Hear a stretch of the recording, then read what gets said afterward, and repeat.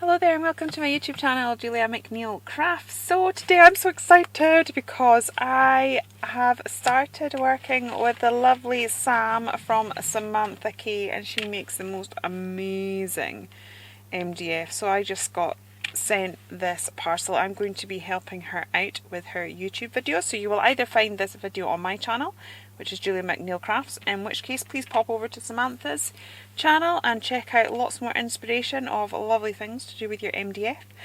And if you have found me on Sam's channel, if you wish, please pop over and see me. Look at these. I have never seen MDF or anything like that. Look how intricate these MDF pieces are. They are just stunning. Honestly, these are amazing. I can't tell you how many squeals. Look, I've got lots of cogs. I'm so going to be doing a steampunk project. Look at this. There's so many fabulous goodies. A gorgeous frame there. Just absolutely oodles and oodles of goodness. Adore. Look at that. Honestly, just incredible stuff. So what I have decided to do is, you have seen me work in my Junk and Disorderly journal a gazillion times, and I have never yet got round to doing the front cover, because you always feel that you need something special enough for your front cover. So I think this is absolutely special enough. So what I'm going to do is pull out some pieces that I really want to play with, and then we'll start making a journal cover. Okay, I'll be back in a moment. Okay, so I am going to start off by doing a little bit of stenciling. So I have got my 13 Arts gesso, kindly gifted to me by the lovely Dawn from Shiny Silver Treasures, and I know the 13 Arts gesso is so lovely and thick that you can actually use it as a texture base. So that's what I'm going to do. I don't like to do even stenciling, to be honest. Don't like it going all the way over. And I don't like it kind of going, I like it patchy. I think it looks a bit more interesting. So, oh, look at that, that's so pretty. Okay, so I'm going to do a little bit more of that over here as well. And then when that dries, I will lightly gesso the whole thing. Now this is just a little bit of texture to the background, because the main feature is obviously going to be that luscious MDF. So I had thought about putting it all on and gessoing it all, but actually I think I want to paint all the bits individually. So that is what I am going to do. So rule of threes, I want just a little tad of it up here as well, just to create balance. It's amazing aesthetically how much better things look. Wait, oh, that was bad English. Things look much better if you use the rule of threes. So this was just a cheap set. Actually, it was a free stencil I got with the magazine. The magazine I was featured in. Woohoo!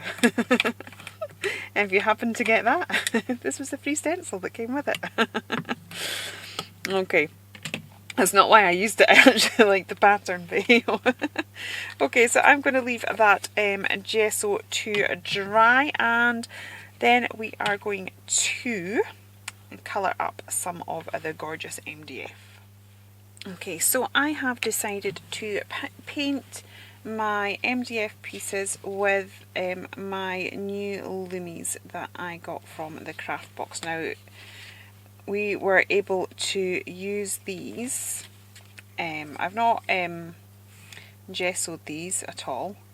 I don't think I'm going to need to for the look I'm wanting, but I can try the difference between gesso and non-gesso on another project, I think. Yeah, so we used these Lumies at the Craft Box UK retreat that I was delighted to attend. And I am using the way that Anna taught us to. So she was saying the best way, because the mica, because it's quite a thin paint and there's quite a lot of mica in, it does separate quite easily. So the best way to get that sheen on your project is to pour a little bit of it out, and you'll notice that as I'm picking it up, I'm re-stirring it again, so I'm making sure that I'm getting plenty of that mica on. So I am just putting that. I am going to be getting the wood coming through, but I think for what I am wanting to achieve here, it's sort of like the rustic map thing that actually that makes the colours quite good anyway. So it's going to work for what I am trying to do with this particular project. Okay, so I was going for the blues there because obviously that would be the sea when it's mounted behind it. And then I am going to grab my greens. Now I can't remember, I think this is the tropical set and the brights, and then I think I've got I don't know, is it rose? And it's got sort of like the rose golds in it. But the Lumies blend absolutely beautifully. So I've got that green in there, and then what I am going to do is just take a little bit of this one here. Now I've been quite heavy-handed in the way that I've poured those out, but that's okay because I have another little trick of what you can do if you end up doing that, if you end up pouring out too much of your paint, because obviously it'd be fine if I'd poured it out into like individual things, but because they're in that sort of flower pot thing, which was also the courtesy of the lovely Anna at Craftbox UK, that obviously you can't you can't pour it back in because all the colours are going to mix. But you'll notice that I've deliberately put my things in separate colours. Those are all dried there. See, what I did here is I've actually emptied the palette and pulled all the old stuff off, so I'm going to reuse that as like shavings, but we'll make our shavings a bit more interesting. So I've deliberately sort of got all the rose pinky toned ones this side, and I've got my greeny and bluey tones this side, so if I do blend them, it's going to make a colour that looks okay. Right, so I'm going to pop a bit more of that green on and blend it out. And as I said, you can blend between those two colours just beautifully, and it's going onto the MDF in such a gorgeous way. I'm going to check what that will look like when I put it together. Awesome! It's going to look awesome. I love it. Look, you can see the colour change as you stir that. Honestly, this MDF is just incredible. So excited about this opportunity, honestly. Thank you so much, Sam and Denise. And Denise for introducing me to Sam. And I am going to do this piece here, and I'm going to do it in the blues and greens. So I don't think there's much more to explain with this. So I'm just going to pop you on fast forward while I colour the rest of it.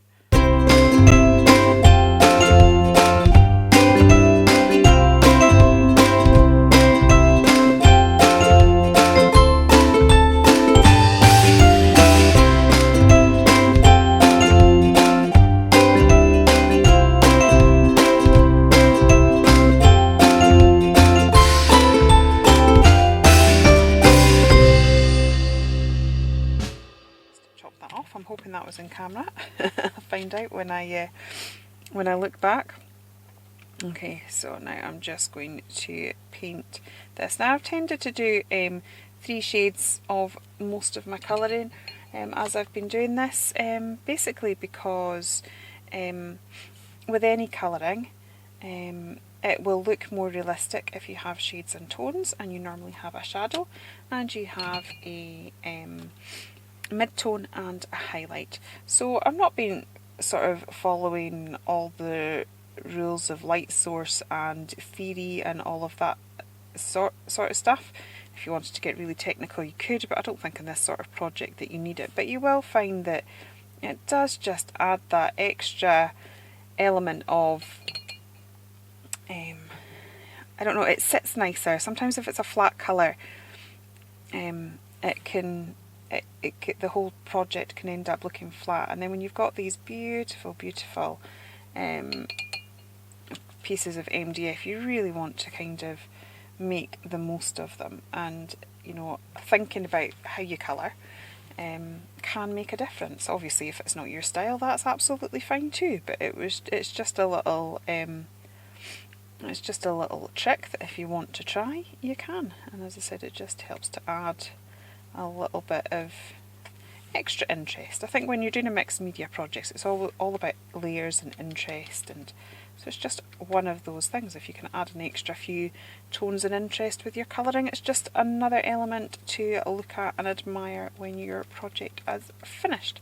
Okay, so I am going to let those dry. I am going to gesso the rest of my base, and then we'll come back and decide what we want to do with it all. Okay, so everything has dried now, which is fabulous. It has been a while ago, so there's probably a random change in sleeve colours. It's really funny when I'm filming, it's one of these things that I always think about. I always make sure that I put my jumper on that I was wearing in the last one, so there was continuity between the sleeves, but I started recording this that many weeks ago, I have no idea what I was wearing.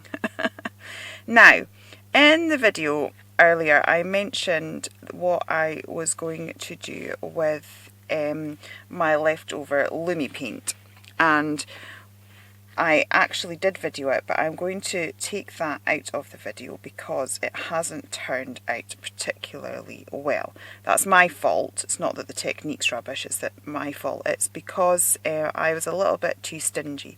So basically what I did was the leftover paint I poured into a embossing folder, and I think it would be a really awesome idea. But I think I've managed to pull a few bits out, but basically I had it way too thin, so I'm not managing to pull it off. So I've managed to get a few little bits and pieces, which I am just going to add to my project for a little extra element of interest, but it hasn't turned out at all how I'd expected. And actually it's a really cool technique and I really want to do it properly, so I'm just going to miss that bit out of the video for the moment, and I will do another one on my channel about doing that, and I might try and rescue what I've got currently in that embossing folder just by adding a bit more paint. It might not be the Lumi paint, because so I'm just popping a bit there, and then I'll see what else I can pop in. So now I am using gel medium to put this down. I'll show you. There we go. Move that over a little bit because we're going to lose it. Yeah, I'll put it there. Okay, the joys of using a wet glue. If you randomly need to change your mind, you can. So I am going to be using gel medium to stick down my MDF because this is my journal. It is going to get a lot of abuse, and so because of that I want it to withstand wear and tear. I always find hot glue, it works sort of on a temporary basis, but it does tend to ping off. So I'm actually going to layer a lot of these MDF pieces on top of each other, and then we will see how we go. I will let it dry a little bit and then we will add the finishing touches. So I've mixed a few sets together on this one. As I said, this is because it's for me. So yeah, and it's one of my journals. I love, it's a memory keeping thing for me, and so yeah, why not? Quite often you kind of get these nice things and then don't want to use them because they're far too pretty. I mean, it's worth having your work looking pretty, so use them anyway, but if you really aren't sure, use your favourite bits on yourself. So I'm going to pop that then in like a base, and then this was part of another set, and I'm just going to layer the world over there like so.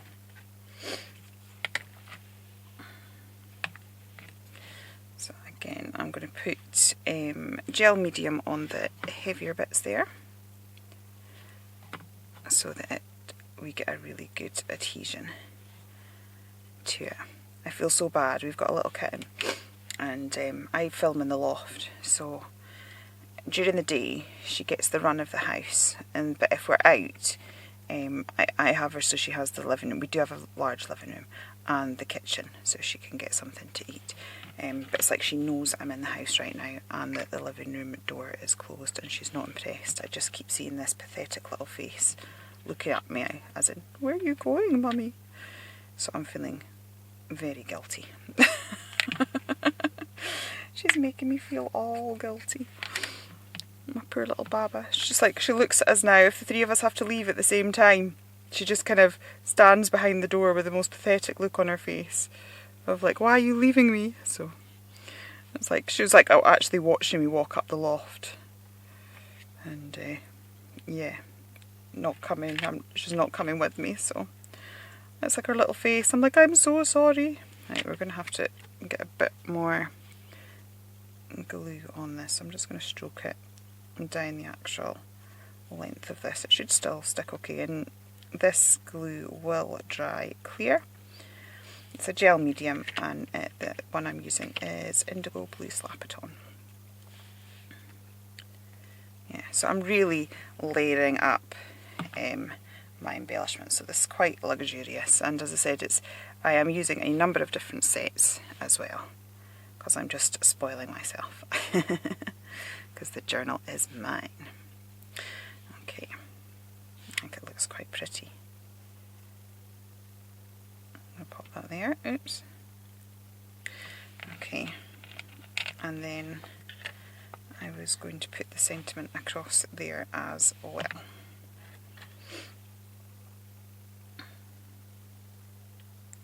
And then I am now going to have to leave it to dry. It won't be a couple of weeks though, because I'm popping this video up tomorrow, so we'll be coming back in a couple of hours.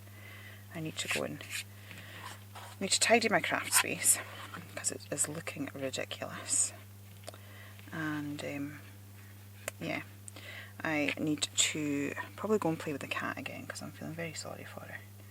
And a little bit my daughter and husband will be home, so I'll feel less like I've abandoned her. But I've got a crazy amount of work to get done this week, so she's going to have to get used to that a little bit. I just don't want her getting into the loft, because yeah, I don't want to lose her forever. or to hurt herself, because, you know, we've managed to sort of kitten proof a lot of the house, but that's, yeah, but you can't really explain. So yeah, I'm just sticking a few of these random bits that I've got, because it's just added an interest and texture, and why not, seeing as I've got them sat there on my desk. They haven't all turned out how I wanted them to, but you know, we'll make do. It's all extra bits and pieces that add to the interest of a page. So that's me for the moment, and then I will be back. We'll not have a huge amount to do. I'll probably do some shadowing around the edge, the embellishments, to make them stand out, and a bit of edging, and that'll probably be us. Okay, so that's all my gel medium dried now. I am going to go back in with my Lumies, and this time I've taken to actually just pouring it in the lid, because then if I don't use it all, it can go back into the pot. So I'm now going to, because I watered it down earlier and sort of sprayed with it a little bit, so this time I'm just going to put it on around the edges of everything, and then, oops, just sort of loosen it a little bit. So this is, you'll have seen me do this a fair amount on my channel. Quite like to do shading effects like that. I'm also going to try and paint in here as well. So I think this, I do think this really makes a difference to how a project ends up looking at the end. It really makes the elements that you spent all the, I mean, these are such gorgeous elements. You absolutely want them popping off the page. You want them to be able to see that, and the way that I sees things is contrast between light and dark. So if we can add this sort of darkness round the area, this shading, it does help with that. It helps it to really pop off the page. So what I am going to do is, because it is a little bit of a time consuming process, I am just going to pop you on fast forward while I finish doing that.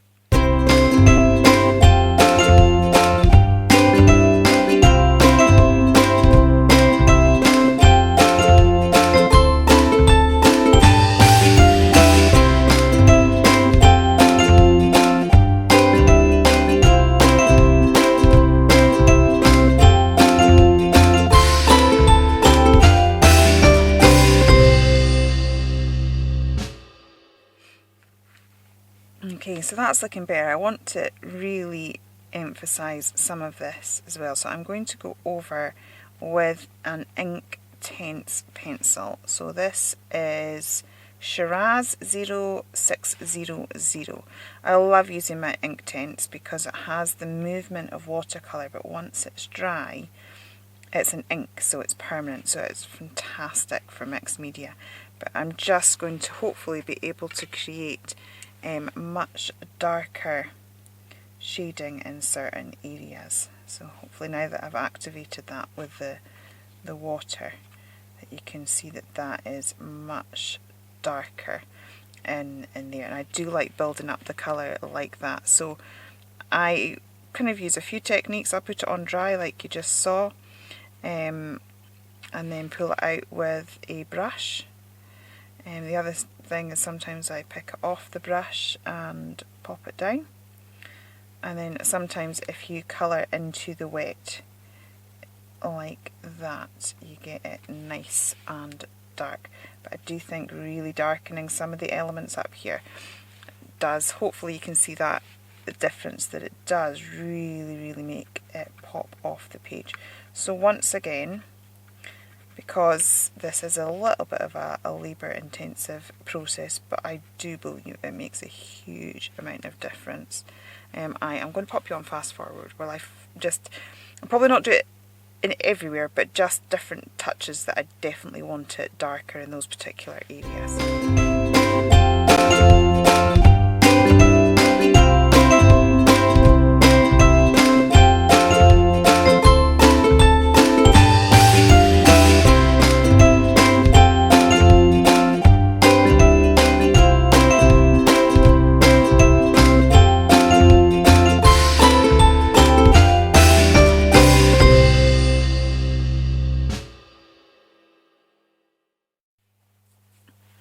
Okay, so I hope you'll agree that spending a little bit of time doing some shading does make a difference. Now, I'm also going to run a black pen around the edge of this just to frame it.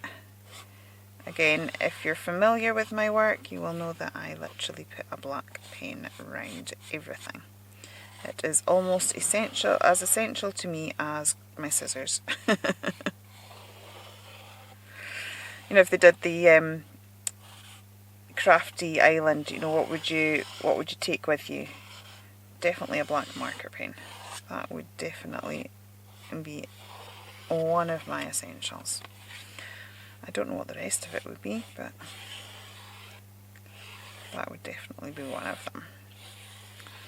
Okay, so I have done that. I think we are almost on the home straight. I'm tempted to put a bit of gilding wax on some of that. We'll see. Right, I am going to do a wibbly wobbly line, bit of a doodled border all the way around. And this is my journal cover, so most of my journal pages have a doodly border, let's face it, so we may as well start as we mean to go on and have it on the cover as well. Okay. And we'll come down here. Oops. Okay, now as these two corners are the darkest bits with the main interest, I am just going to add a few extra scribbles to those corners. I think I saw Tracy Evans on the telly box do that, and like I always do, but I love the fact that there was just like these random scribbles. So I think this may be like my new favourite thing to do. It used to be sort of like random stitching details that I would do, but yeah, I like those scribbles. Okay, I am tempted to, I think, put a bit of gilding wax on, do a few gold splashes and maybe a bit of bling.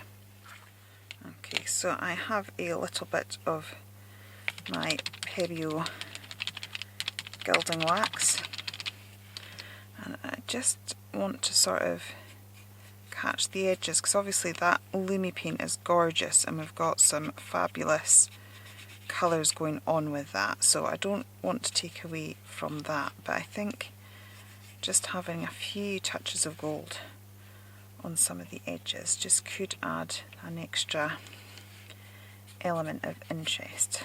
Also on some of the edges, as I was going around doing my shadowing, it's picked up a bit of the colour, so that'll help to disguise that a little bit. So just a little touch, I think. Okay, and because this is Pebeo and furniture grade, that some of it's gone onto the thing, but that's okay because we're going to be putting gold splashes anyway, so that'll blend in. Because it's furniture grade, it does look much better if you buff it up a little bit, which is cool. Okay. Yep, I think that's looking good. I think, yeah, we'll maybe do the gold splashes. So again, I'm using a Pebeo product here. This is some acrylic, and I am just going to really water it down. I've used that paintbrush for the Tints Pencil, so it's got a slight red tone in it, but that's fine because it means it'll coordinate with the project. Okay, so let's add a few gold splatters around the place. And the other thing with splatters is I do find that it is quite good to at some point turn your project and do a few more flicks, just in that it means the splatters look a little bit more like they're sort of randomly all over the page as opposed to one directional. Sometimes the one directional splatters can look a bit strange, so that's a little tip if you find that splatters don't work for you. Just try turning your project midway round so that the splatters have the opportunity to go in different directions. So I think this is almost me. I just want to add a little bit of bling. And as I said, I'm really going to town on this because this is my journal cover, so this is for me. And I am just thinking that maybe if we put a few little sparkles here and there, that just could be a fabulous finishing touch. So let's have a little look how things are. I'm liking. Maybe a smaller one. Just that I've got the two there. Okay. And then maybe how would I don't have as much detail going on over this side, so it's hard to sort of like tuck it. Oh, maybe if I do something like that. Can I tuck that under there a bit without breaking it? Maybe if I get a smaller one.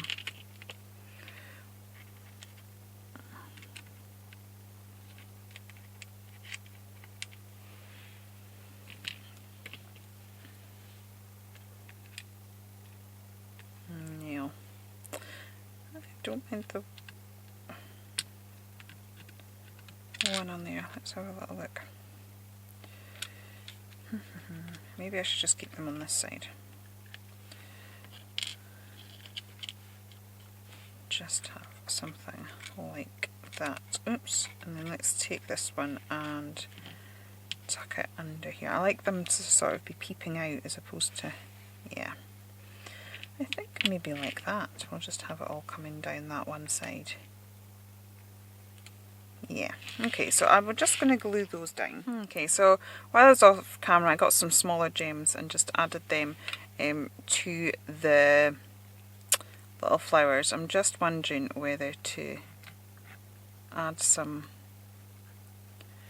white detailing. I feel my border's a bit lost. Sorry, bring that back into the camera. I feel my border's a bit lost a little bit, so I'm going to go over some of it with white so that we have both the white and black elements. So I'll just doodle that in. So while I am just finishing off, I would like to say a huge thank you to the lovely Sam for asking me to help you out with your YouTube and join your YouTube team. I'm absolutely delighted and honoured to be working with you.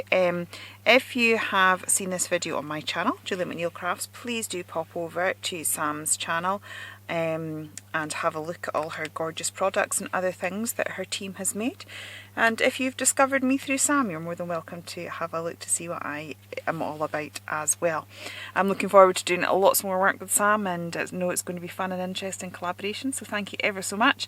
If you have enjoyed it here, please do consider liking and subscribing, whichever channel you're on, and I will see you again very soon. Okay, take care then, and goodbye.